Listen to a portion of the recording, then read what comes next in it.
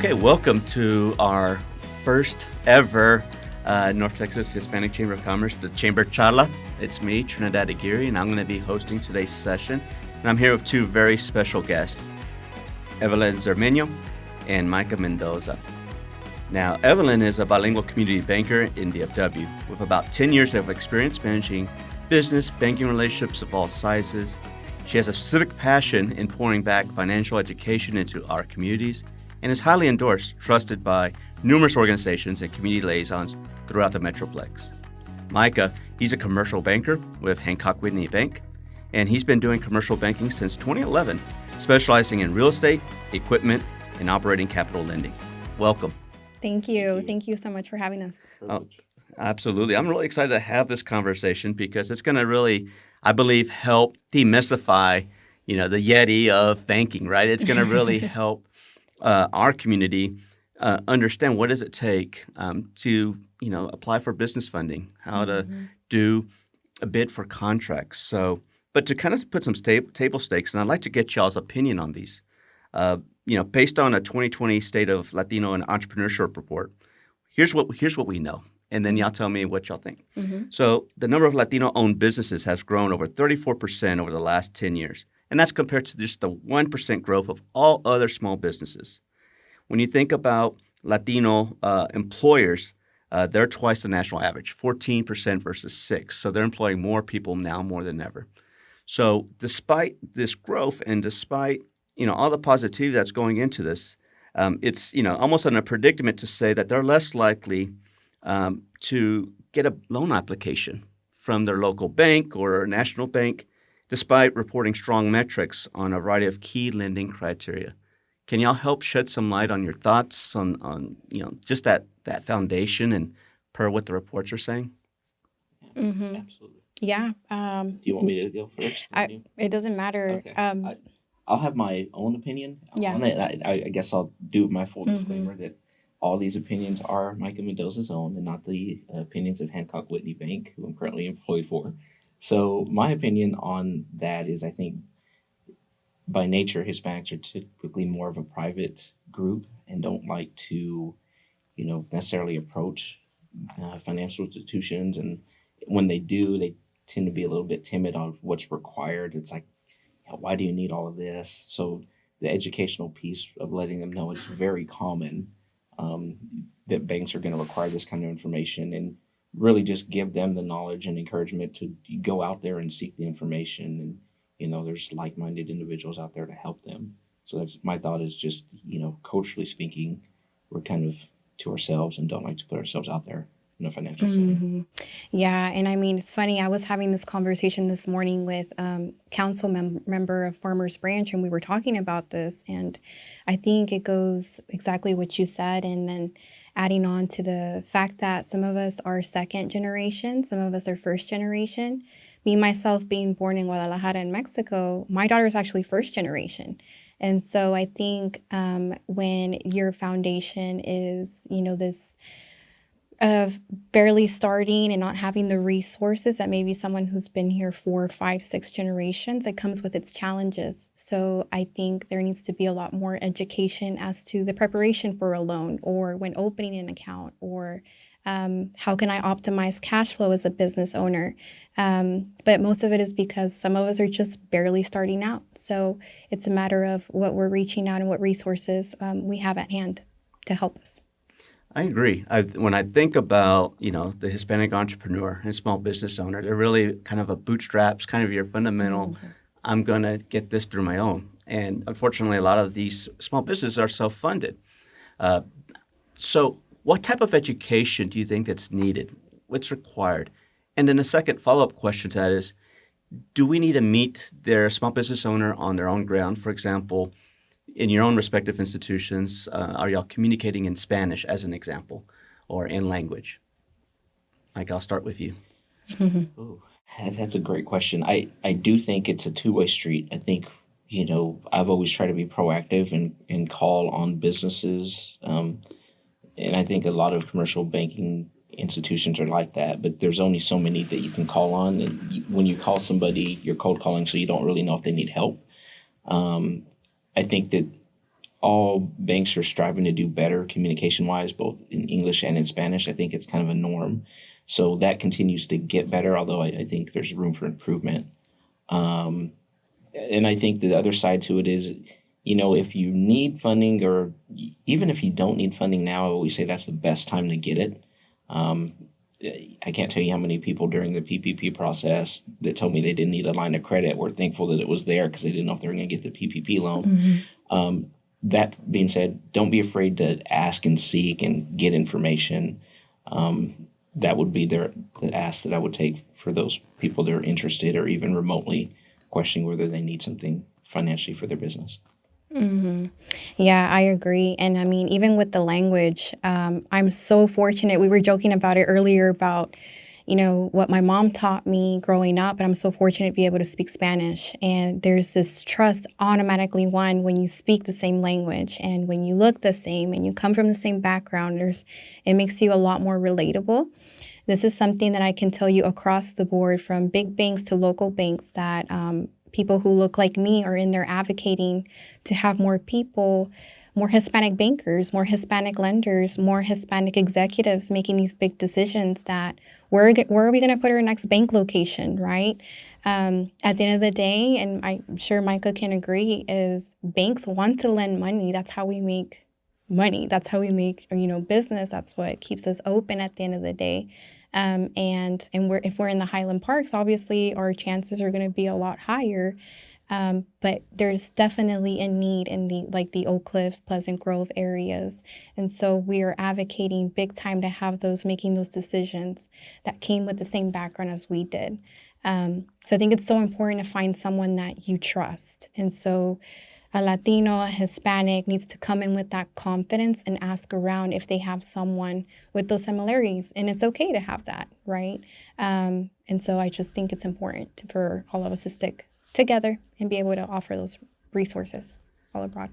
I love what you said because, especially within our own culture, it's about the relationship more than about the business at times. And it's about building the trust and building the security around, okay, I'm going to do business with you, and therefore I'm more open to new ideas. I trust your opinion, or I trust your expertise. So, what are the things that, as trusted advisors in this community, do folks need to do to even apply? Like, as I mentioned, they may not know, they may be afraid, or they may be turned down. What are some of these common pitfalls? And or just simply getting started? What are the things and documents or paperwork that they need to have secured just to get started? Let's just go with there. And I'll start with you, Evelyn. Yeah, that's a great question. When you come into a bank asking for a loan or you want to establish a relationship, you have to cultivate a good relationship with your banker. So you have to come in and sell the bank as to why the bank needs to invest in you. When the bank gives you a loan or gives you an opportunity to open that relationship and establish it, it's like you're presenting your business plan, you're presenting your business proposal. So having a very good bookkeeper on your side is so important.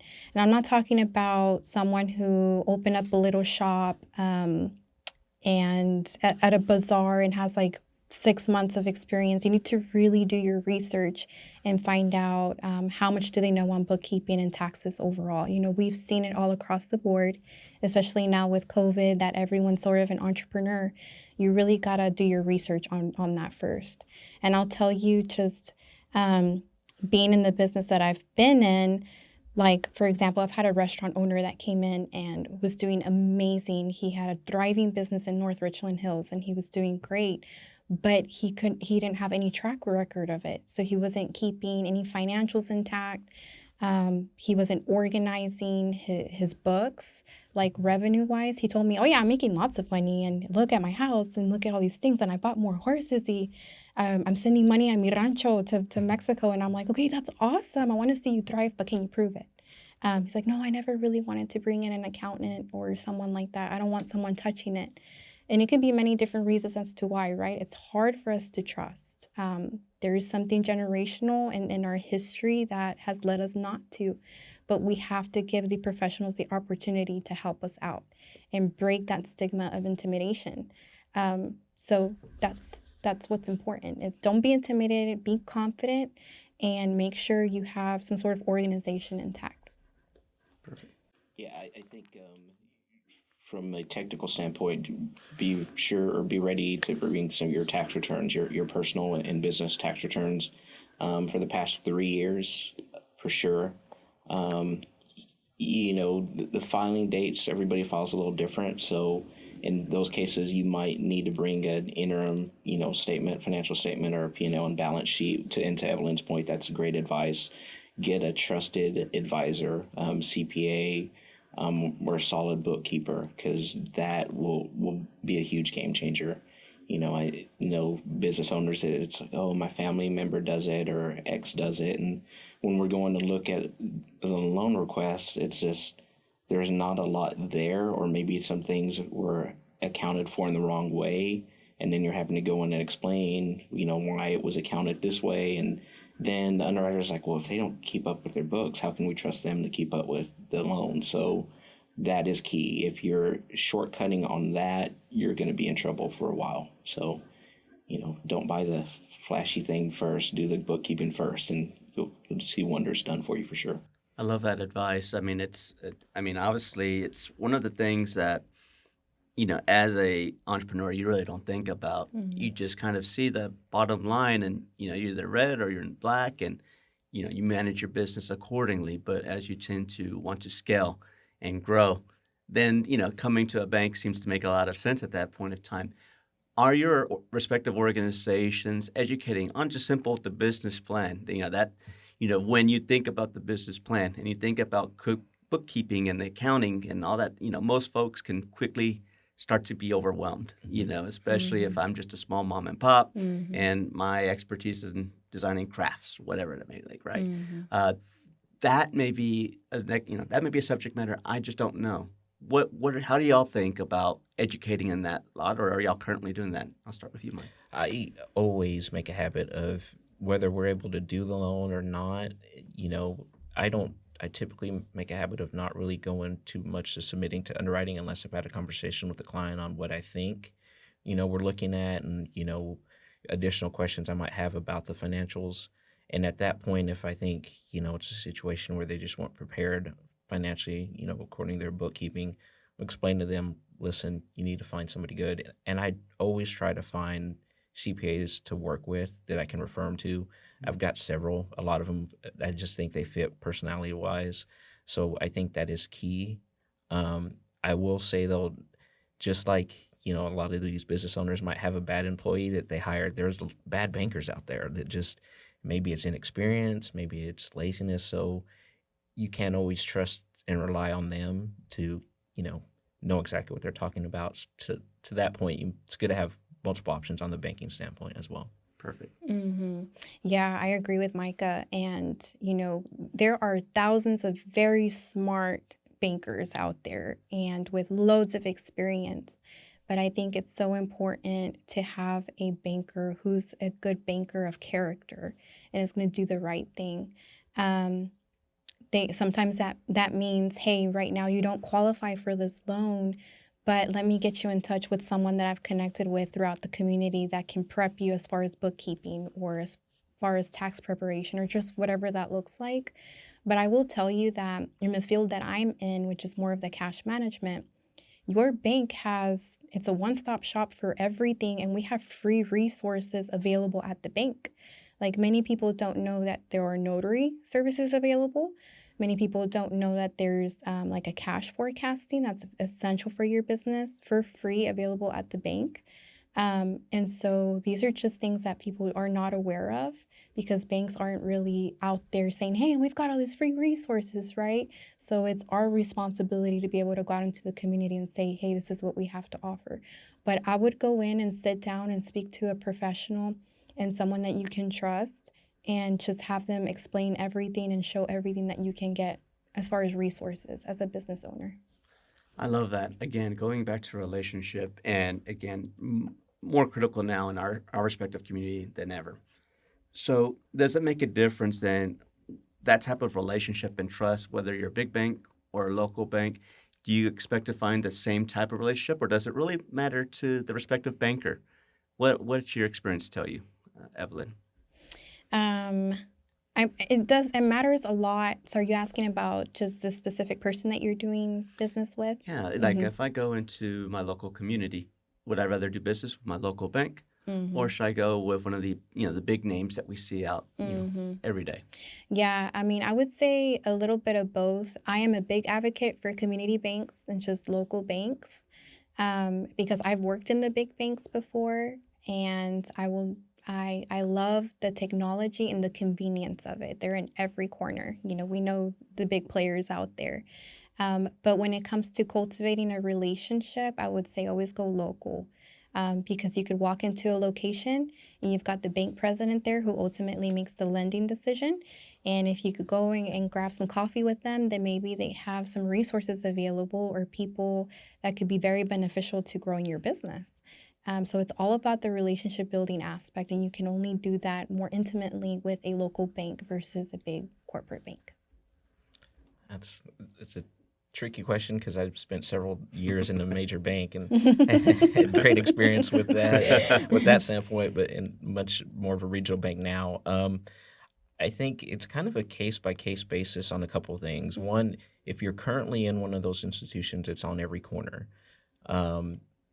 It's good to start there because your relationship's there, so maybe they've got access to your accounts already so they can see how you're doing business.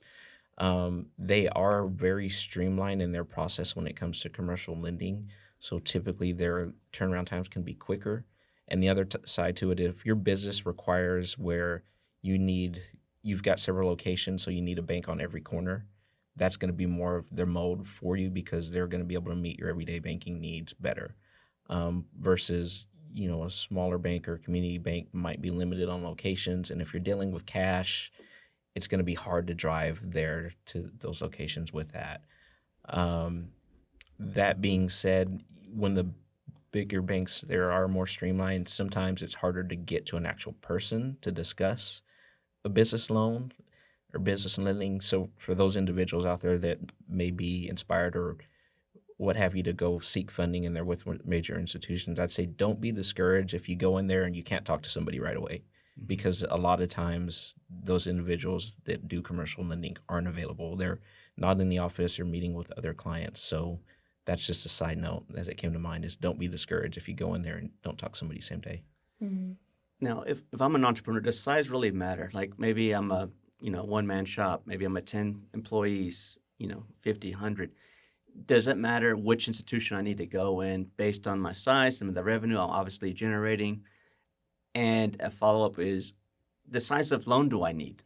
So for example, if I want to grow, how do I know how much of a loan do I really need to grow my business? Because obviously, I'd like all this money, but it may not make good business sense despite all the great accounting I have. It's just, do y'all help guide the appropriate size for small and medium businesses?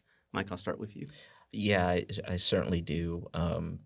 Whenever, we're looking at somebody that's in growth mode, and I think all banks look at historic financial performance whenever they're determining any kind of decision on a loan.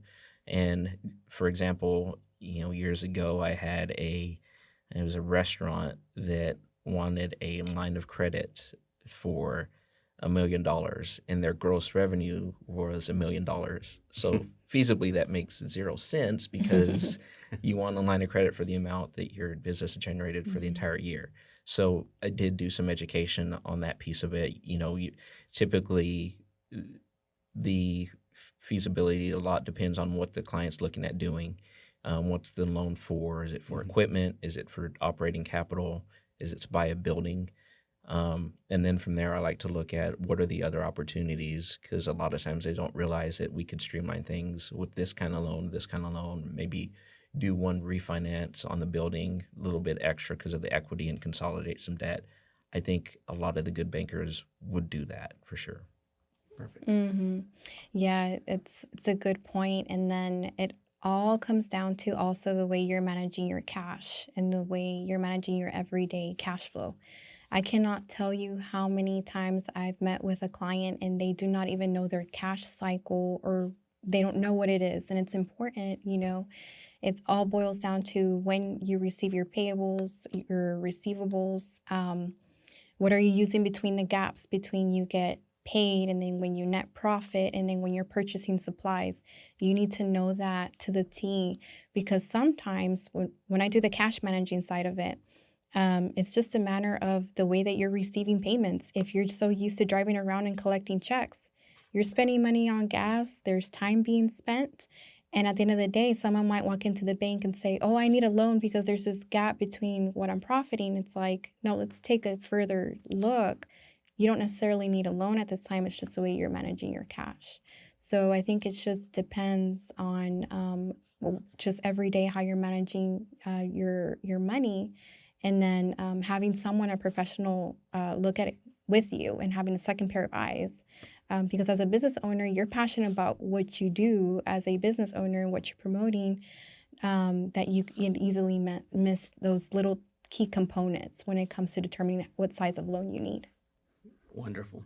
Since we're talking about expansion and growing, leads me to, for certain industries, especially when it comes to city bidding. Like, if I'm in the construction or any of these industries that, feel that I could have a great shot at some of these city bids, first of all, what are some good sites or places I should look where I may add value to a city or there's a big upcoming project? Where do I go learn about these type of projects? So one organization that I found is really, really good, and it kind of fits with the bidding and the contracting piece, is the Regional Hispanic Contractors Association. They're really good about like letting you know what events, educational events, and also like what city. They provide links to the different cities for bid opportunities. So I would recommend looking into them, because that's a great resource that I've recently joined that I've seen value in. I've heard of them too. Yeah, and that's one of the ones that you took my answer. And that's okay. Yeah, right. Well, let's say really it good. again so that way everybody hears it. It was the Regional Hispanic Contractors Association. Yeah, association. It's a lengthy. It would be because it's Hispanic, right? Yeah, of course. It has Well, to be. we have at least a million others. Right.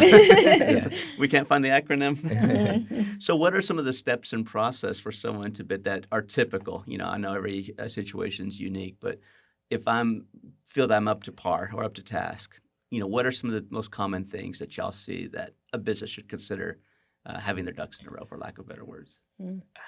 I think the most important thing is making sure you've got the access to capital to take on whatever job you're bidding on. So if you don't have the resources to, get that job and, fund the employees that's going to need it, then probably shouldn't bid on it, because if you win the bid, you're going to be scrambling. So be prepared ahead of time. Have the line of credit in place for something like that. I think that would be a reasonable vehicle to have. You might need some equipment, so at that piece of it, maybe when you're talking with the banker, say, I'm also anticipating needing this type of equipment as well, so they can take a look at that whole picture. So maybe have some kind of a guidance line to where you can buy equipment off the line of credit and then term it out once it's purchased. So That's great advice. I would also say is if you're barely starting out, get a really good mentor that's in the same industry, that's done it for years, because they can tell you all the ugly, all the good, all the bad, and then prepare you for it. I've seen people thrive a lot more when you partner with someone who's already been through the ups and downs of it. So it's all about who you connect with and being receptive to the advice in that type of industry as well. It's probably not a good answer. There's not any one industry. I imagine as a small business owner, really, is there a specific, let me rephrase, any one industry that tailors more for city bids, or is it really open for everybody? So in your experience, so I said construction, but can any entrepreneur go in, and where are some common sites to see, are there jobs out there that the city may have? Whether it be art, as an example, that y'all see. What is a resource that a small business owner can go look into and says, should I be bidding on a city contract, as an example? We'll start with you, Evelyn. Anything development related. So real estate's a good industry to get tapped into, is what I've seen. And that can open so many doors to so many different things. Usually everyone that I meet that's doing certain projects throughout the city. They have real estate under their belt. But that's first thing I can think of. Anything else? From the bids that I see available, I mean, it's crazy because you start diving into different ones. They've got literally concrete vendors, electrical contractors, HVAC contractors, interior finish outs, painting, drywall. Trying to think of some of the ones that I never would have imagined. You would be surprised, like the trade skills that are out there, and the cities that are building the different projects. That imagine anything from that standpoint. If you're in the field where you're bidding on a project, then you're probably going to find a project out there to bid on. Mm-hmm. You mentioned line of credit, and let's say I'm starting out. How does one secure? I believe that I have the right assets, the right resources, skill set, but maybe I haven't had 3 years of tax returns. But you also mentioned you probably need that line of credit so you can have the operating capital. So if I do win, that I can easily scale up. So is that like the cart before the horse? Can you unpack that a little bit more for me? And like as a small person coming in, I should be doing these things, and in what order? So startups are always really tricky with any bank that you go with, right? I think one piece of financial information when we were going back talking about what was needed when we were talking about tax returns, one form that all banks are going to require is a personal financial statement. And I would say this probably makes most Hispanics uncomfortable out of any form. And it's not just Hispanics. I think I get this form back last just about from every type of ethnicity. But it's pretty much just your personal assets and personal liabilities. So a lot of times from that form, if a business has no history and it's a startup, maybe there's other things on there that we can help use as collateral, or maybe help use to help leverage some kind of financing. That oftentimes helps. Banks typically, if they see somebody that's got their personal life together from a saving standpoint, are typically going to try to make more exceptions for them on the lending piece of it. So that's one thing that I would say is not a deal killer. Yeah, I agree. They're going to look at the more personal side, just a good track record. I mean, is this person responsible in paying back that credit card that they have at Capital One, or whatever the case may be? So you don't necessarily have to come in with perfect credit score, and I mean that would be amazing to us, right? But there are many different routes. There's SBA, which there are multiple banks out there that partner with them. Those are more government-led loans. There's different types of grants out there for small businesses that are starting up. There are nonprofits out there catered to helping minority businesses. And your banker, if they're a good banker, they'll have those resources available to you. Because again, at the end of the day, we want to do business with you. So we're not going to give you a no. We're going to give you a, hey, let me find out. But yeah, the personal financial statements and just some things that you've done throughout your whole career. Like, let's say you want to start a daycare, and you've been in the daycare business for 15 years. You were a daycare manager, and now you want to go start it. Banks like to see that. It's you're going in with selling the bank as to why you're qualified for it and why you're the best fit for it. So there's just some things that could help. Solid business plan with projections. If it's a startup, you might not have the history, but let a bank know that you've done research to know how it's going to finish out. And there's great companies out there that provide that service. There's one that I've referred clients to that does a great job of preparing business plans and projections and market research. So that's another key if it's a startup. Yes. That's wonderful advice, because again, everybody, as we know, COVID has really inspired a lot of entrepreneurships, and a lot of folks may not have that working capital or the experience. So really, it sounds like going to the bank may not be as scary as one may seem. No. Especially as folks, because there's that stigma. It's like going to the dentist, right? It's like nobody wants to go to the dentist. And so, we're not going to pick at your teeth. You're not going to pick at your teeth. We're going to give you coffee and compliment you and just love on you. So. But it's good to know that there is a face behind, the almighty bank, and that there are folks there really, truly out to help you. Yeah. And I believe that really reaching into this community, it sounds like there's great strides being made by your respective institutions to really help educate and grow. If you had to give one advice to an entrepreneur or a small business owner, what would that be? What would I say? I'll start with you, please. Ooh, that's a good question. I have so many. I would say the most important is do not be afraid to fail and make mistakes, and do not be afraid to connect with something outside of your norm, whether that's someone of different background, whether it's someone who grew up from a different neighborhood than you did, or if you are starting a business and you're not very knowledgeable in it, don't be afraid to do the research and be receptive. So don't be afraid to make mistakes.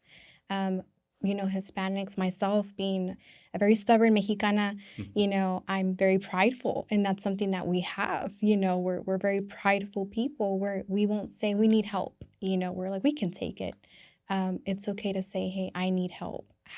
What advice can you give me? You that you've been in the industry, what do you have for me? Things like that. My dad used to always say, el que no pregunta no sabe, so you've got to raise your hand and ask questions, and that's how we're going to shatter these glass ceilings in our communities. Mine is a little bit different. I think mine comes from, a little background on me. I'm 7th generation Hispanic, so I was Texas before it was Texas. Our family started out, both sides, mom and dad, doing farming it in Sinton, Texas. And one thing I've seen, even through this 7th generation, that Hispanics really could do a better job of is having a plan, having some foresight. I think a lot of times it's kind of let's fly by the seat and let's see how it goes. So I always, even in my household, we stress have a plan. What's the plan? So if it's a startup business, then your plan should be, what are my projections going to look like? Like what's my plan to meet my goal? If you're a business now and you've been doing it for years, what's my plan to expand? Where do I want to be? What's my forecast? What is my foresight? So if anything, I would say have a plan, have a goal, and stick to it. I think that gets to be scary sometimes for whatever reason in our culture, but that would be my biggest advice would be have a plan, because it applies to whatever business owner at any stage of their career. You might be on your tail end. What's your plan to retire? So have a plan. That's outstanding. I love both answers, and I couldn't agree with you more. Well, we're close to the session here. So, Evelyn and Micah, how can people reach out to you? I mean, obviously, you inspired a lot of trust in me right now. Let's do business, no better. But can you just tell me how can folks reach out to you if they have more questions and reach out? Yeah, absolutely. Well, I'm on LinkedIn as Evelyn ZERMENO, Z as in zebra. So please look me up on there. I'm on Instagram, Bank with E. I'm also on Facebook. And then I'd be happy to share my cell phone. I think the Chamber is going to post information on how to reach out, but so happy to be here as a resource. Whatever question, big business, small business, even if you're starting out, happy to help in whatever regard. Yeah, I'm on LinkedIn. So I would say definitely reach out to me there, and then I'm sure they'll post my email and cell phone. Reach out to me. I think I'm such a huge advocate for commercial banking. This is what I think I was meant to do. My grandma, before she passed, made the joke that she knew I wasn't meant to be a farmer, so she's glad that I was a banker. So, I think we do a good job, banks, working together on stuff that we can't do. Sometimes a bank's lending limit might get full and they can't do it. So I work with a lot of other banks. I've actually worked with Evelyn on some stuff that I knew we couldn't do, because it's goal in life is to take care of people, be a servant. So if it's something, we might not be able to do or I can't do, I'm going to help find somebody that can. So reach out to me, email, LinkedIn, cell phone, whatever. Well, perfect. Well, thank you both for spending some great time with me. I think our audience, our newly found audience is going to find a lot of great value, and what a great way to kick things off. Something that's very relevant in today's business community, especially as most folks are asking how to even start, or maybe is it time to grow? So it's good to really help demystify the thing of banks and, just building that face behind, just putting a face to it. So y'all have done a fantastic job. Again, my name is TRINIDAD AGUIRRE, the host for Chamber CHARLA, sponsored by the North Texas Hispanic Chamber of Commerce. Thank you and everybody for listening today.